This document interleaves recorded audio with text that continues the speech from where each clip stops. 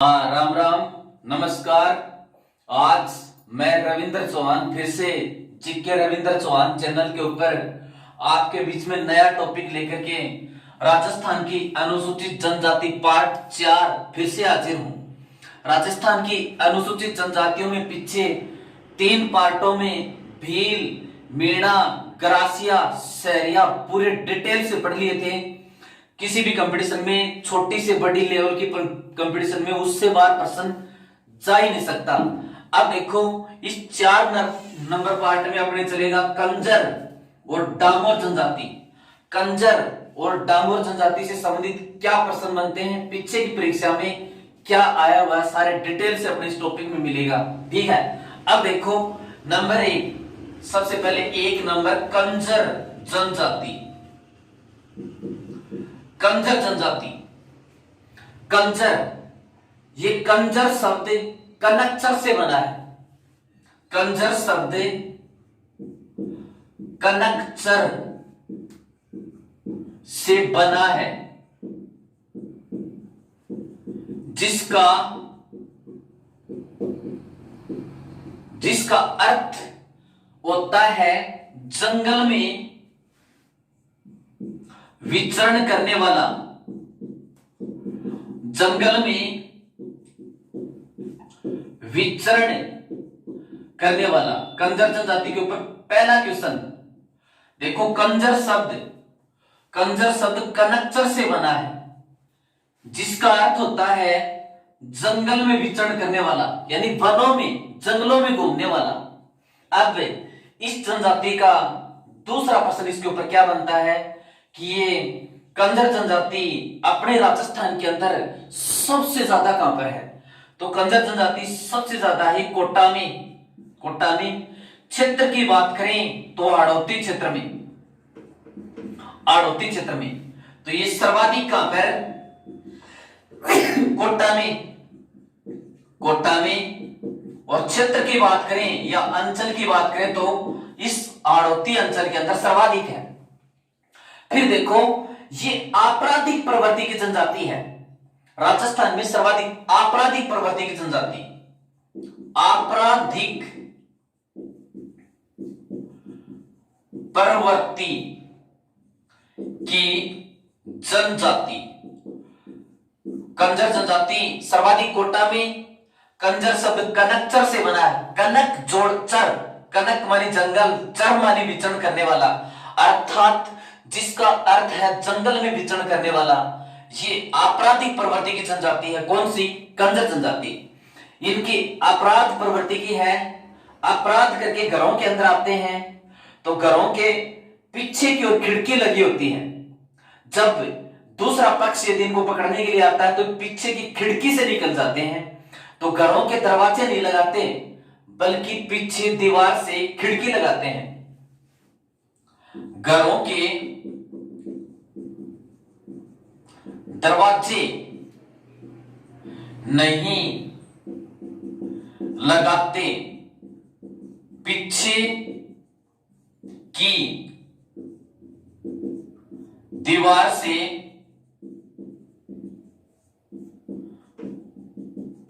खिड़की लगाते हैं। ये कंजर जनजाति के लोग घरों के दरवाजे नहीं लगाते, पीछे की दीवार में खिड़की लगाते हैं। ठीक है, अब देखो इसके बाद में ये आपराधिक प्रवृत्ति के हैं, चोरी भी करते हैं, लेकिन इनकी एक मुख्य विशेषता है, चोरी करने से पूर्व अपने इष्ट देवता से और आशीर्वाद मांगते हैं, प्रार्थना करते हैं। उस प्रक्रिया को पाक्ति मांगना कहते हैं। तो चोरी करने से पूर्व ये अपने इष्ट देवता से और आशीर्वाद मांगते हैं, इसको पाक्ति मांगना कहते हैं। चोरी करने से पूर्व अपने इष्ट देवता से आशीर्वाद, या इसको कह सकते हैं पाक्ति मांगते हैं। तो चोरी करने से पूर्व अपने इष्ट देवता से आशीर्वाद यानी पाक्ति मांगते हैं। कौन सी जनजाति के लोग? कंजर जनजाति के बाद।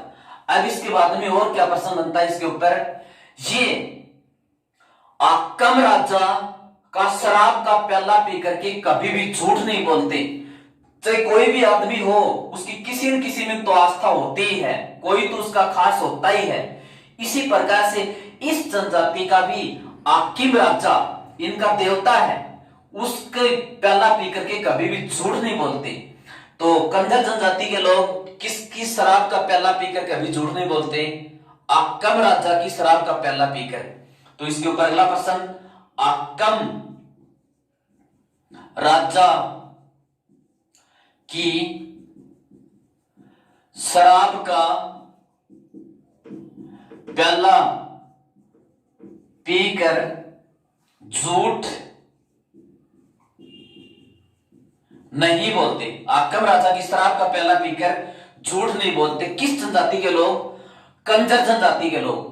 फिर इनकी एक बड़ी विचित्र विशेषता और भी है, जब इनके अंदर किसी आदमी की मृत्यु हो जाती है तो उसके शव के अंदर ये शराब की बूंद डालते हैं, यानी मरने के बाद भी अपराध को नहीं छोड़ते, मरने के बाद भी शव के अंदर शराब की बूंद डालते हैं।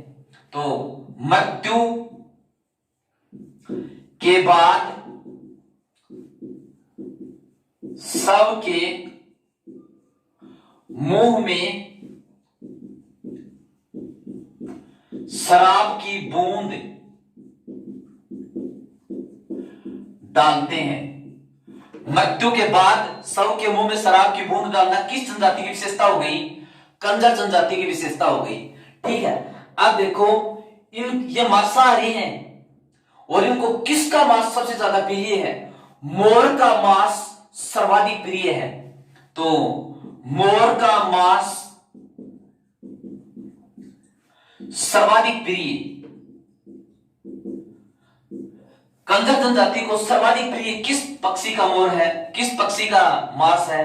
मोर का मांस इनको सर्वाधिक प्रिय है। इनका इस जनजाति के मुखिया, इसका मुखिया क्या कहलाता है? मुखी।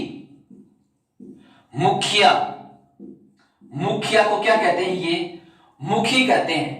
इनका मुखिया क्या कहलाता है? मुखी कहलाता है। इनकी प्रमुख देवी चौथ माता, प्रमुख देवी चौथ माता। आकम राजा की शराब का प्याला पीकर तो कभी झूठ नहीं बोलते।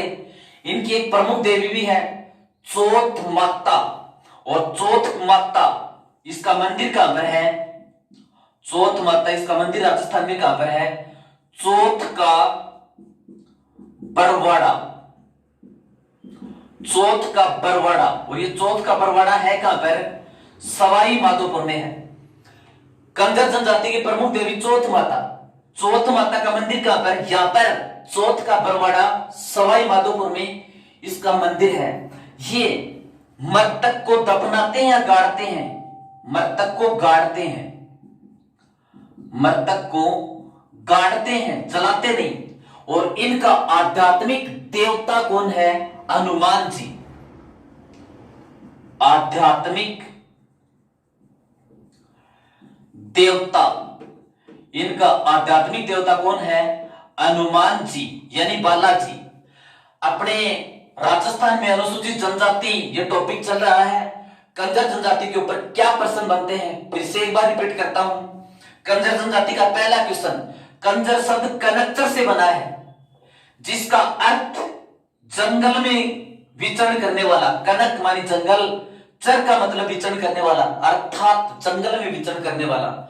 यह जनजाति सर्वाधिक कहां पर? कोटा में। सर्वाधिक यहां पर कोटा में पाई जाती है जनजाति। आपराधिक प्रवृत्ति की जनजाति है। घरों के दरवाजे नहीं लगाते, पीछे की दीवार से खिड़की लगाते हैं।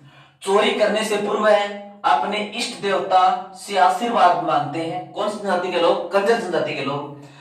किसकी शराब का प्याला पीकर कभी झूठ नहीं बोलते? आकम राजा की शराब का प्याला पीकर कभी झूठ नहीं बोलते। कौन सी जनजाति के लोग? कंजर जनजाति के लोग। इसके बाद में ये आपराधिक प्रवृत्ति की जनजाति है, और मृत्यु के बाद शव के मुंह में शराब की बूंद डालते हैं। कौन सी जनजाति के लोग? कंजर जनजाति के लोग। इनको किसका मांस सर्वाधिक प्रिय है? मोर का मांस सर्वाधिक प्रिय है। इनका मुखिया क्या कहलाता है? मुखी। इनकी प्रमुख देवी चौथ माता, और चौथ माता का मंदिर कहां पर, चौथ का बरवाड़ा यहाँ पर सवाई माधोपुर में।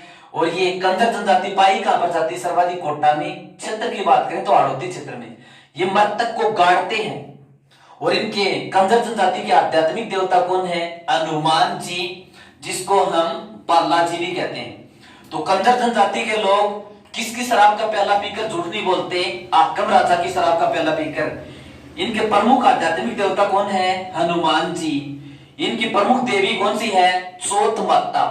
फिर देखो अगली जनजाति डामोर जनजाति। राजस्थान में अगली जनजाति डामोर जनजाति। पहला क्वेश्चन, ये डामोर जनजाति अपने राजस्थान के अंदर और सर्वाधिक पाई कहां पर जाती है, डामोर जनजाति, यानी राजस्थान में सर्वाधिक कहां पर है, तो सर्वाधिक है ये सिमलवाड़ा, जो डूंगरपुर में है। सिमलवाड़ा, सिमलवाड़ा।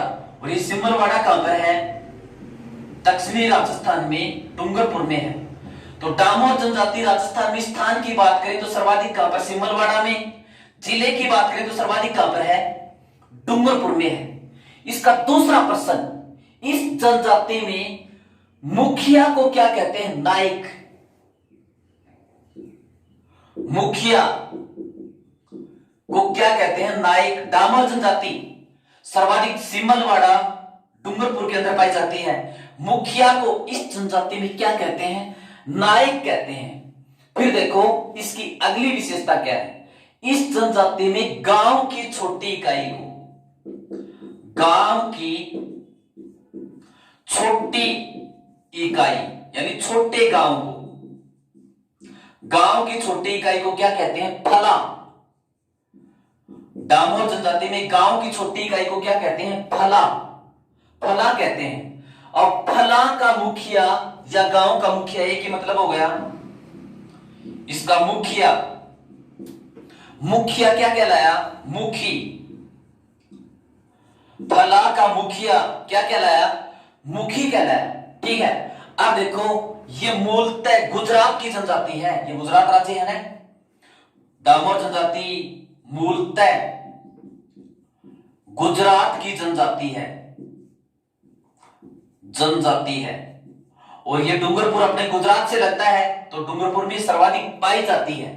फिर देखो इसके बाद में इसके ऊपर क्या प्रश्न बनता है, इस जनजाति में स्त्री और पुरुष समान रूप से आभूषण पहनते हैं, यानी स्त्री भी पहनती है, स्त्री व पुरुष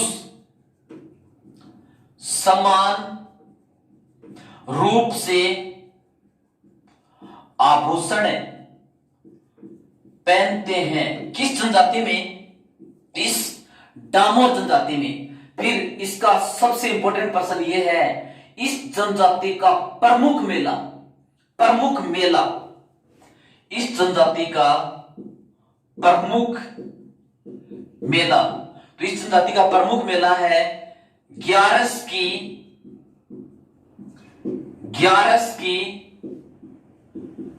रेवाड़ी का मेला। प्रमुख मेला ग्यारस की रेवाड़ी का मेला। डामोर जनजाति का प्रमुख मेला ग्यारस की रेवाड़ी का मेला, जो लगता कब है, 72 शुक्ल ग्यारस को। जो लगता कब है, 72 शुक्ल ग्यारस। इसको हम एकादशी भी कह सकते हैं। 72 शुक्ल कब लगता है, ग्यारस को लगता है।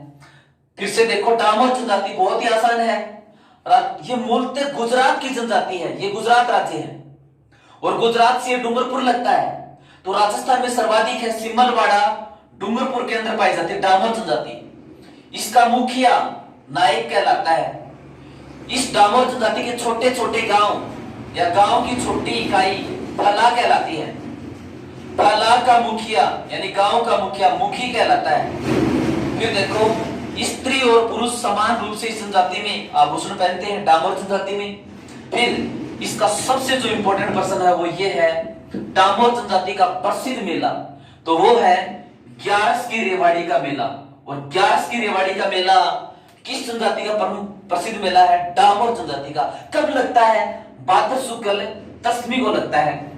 इससे पीछे की क्लास में अपने ये ग्रासिया जनजाति चल रही थी। ग्रासिया जनजाति में थोड़ा सा छूट गया था ये कि ग्रासिया जनजाति के विवाह प्रकार। तो यहां पर लिखवा देता हूं, ग्रासिया जनजाति में विवाह 3 प्रकार के होते हैं। ग्रासिया जनजाति में विवाह 3 प्रकार के, पिछली क्लास में छूट गया था वो अब लिखा रहा हूं। ग्रासिया जनजाति में 3 प्रकार के विवाह। पहला है मोरबंदिया विवाह। मोरबंदिया विवाह, मोरबंदिया विवाह ये ब्रह्म विवाह के समान होता है। ब्रह्म विवाह के समान यानी पवित्र माना जाता है। ग्रासिया जनजाति में विवाह शादी 3 प्रकार के। मोरबंदिया विवाह जो ब्रह्म विवाह के समान माना जाता है। दूसरा विवाह पैरावणी विवाह। ग्रासिया जनजाति में दूसरा विवाह पैरावणी विवाह। ये पैरावणी विवाह वो होता है जिसमें पंडित की आवश्यकता नहीं होती। तो ग्रासिया जनजाति में वह विवाह जिसमें पंडित की आवश्यकता नहीं होती क्या कहलाता है? पैरावणी विवाह। तो इसकी विशेषता क्या होगी? पंडित की आवश्यकता नहीं होती। किस विवाह में? पैरावणी विवाह में। तीसरा देखो, तीसरा त्रान्ना।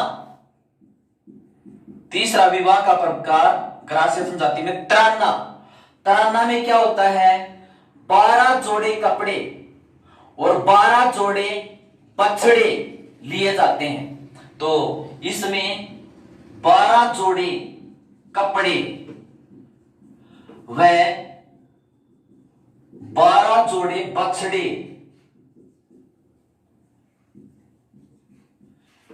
लिए जाते हैं।